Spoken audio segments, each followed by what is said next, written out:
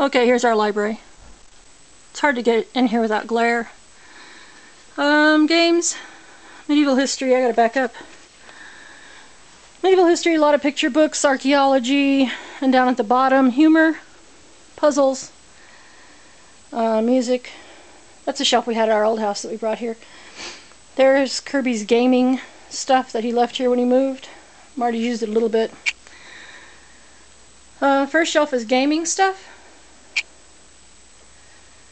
And then photos, 19th century stuff, philosophy, history, folklore, fairy tales, religion, philosophy, a lot of Buddhism, and behind that white box is my Oxford English Dictionary, which we used the other day, Boomer Bible, and a whole bunch of old New Mexico magazines.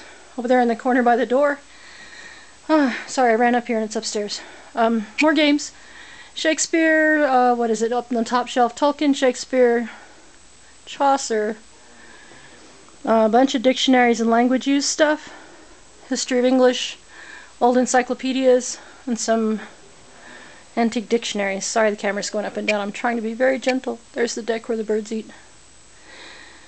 That section, first section is psychology and science. I think that's about it. Oh, down at the bottom, a whole bunch of coloring books, like Bellerophon and Dover coloring books, history mostly, art. This is the kids section. Up there on the top is Charlotte and the White Horse, the first hardbound book I ever bought with my own money. I was in 4th grade. It has Maurice Sendak art. And photography, more science, art. Escher, a lot of art books. Kind of kids books, but not really. And then that last row is all kids novels at the top and picture books, the last 3 shelves.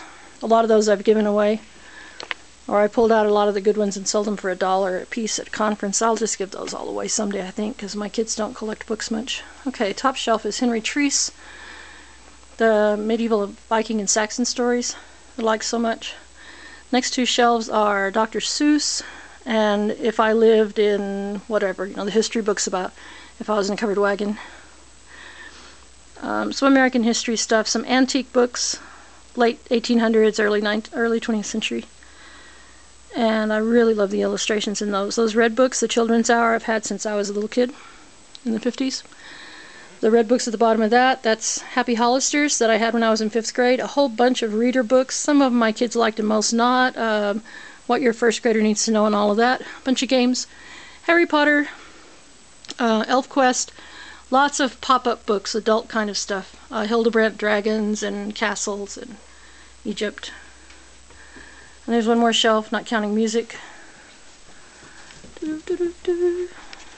Top shelf. History of music. Shape notebooks. And then a whole lot of folk music, child ballads. And Ozark folk songs by Randolph and that stuff. Less serious folk music, and then it turns into homeschooling books. The 4th shelf is trivia books, book of lists, illustrated encyclopedia.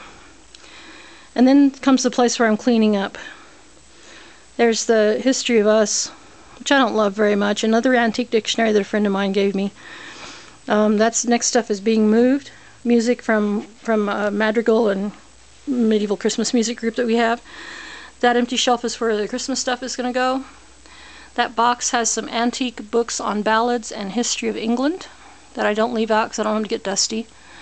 And the bottom shelf is New Mexico history. There are other books in other parts of the houses, but that's this room. There are the records. Holly's been listening to albums lately. And we have this many.